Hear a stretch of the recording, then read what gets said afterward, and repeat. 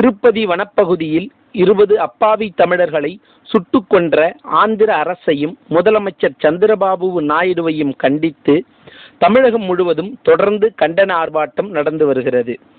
இந்நிலையில் இன்று சென்னை தீநகரில் உள்ள ஆந்திர கிளப்பை முற்றுகையிட்டு ஆர்ப்பாட்டம் நடத்தினர் தமிழக முன்னேற்ற காங்கிரஸ் கட்சியினர். ஆர்ப்பாட்டத்தில் ஆந்திர முதல்வர் சந்திரபாபு நாயுடுவின் உருவ பொம்மையை தீயிட்டு கொளுத்தி கண்டன கோஷம் எழுப்பினர். இந்த ஆர்ப்பாட்டத்தில் 300க்கும் மேற்பட்ட ஆண்கள் பெண்கள் கலந்து கொண்டனர்.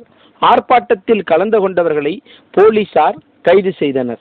மரம் வெட்டும் கூலி வேலைக்காக சென்ற அப்பாவி தமிழர்கள், அது சட்டத்துக்கு விரோதமானது என்று தெரியாமல் சென்ற அப்பாவி தமிழர்களை காட்டுமிராண்டித்தனமாக அரக்கத்தனமாக ஆந்திரா தெலுங்கின காவல்துறை தொற்று குவித்துள்ளது.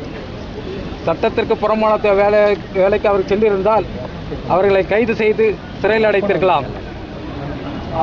வனத்துறை சட்டப்படி மரம் வெட்டுபவர்களுக்கு 3 ஆண்டு சிறை தண்டனை தான் என்று சொல்லப்படுகிறது. அப்படி இருக்க அவர்களை கொன்று குவிப்பதற்கு இவருக்கு யார் அதிகாரம் அளித்தது?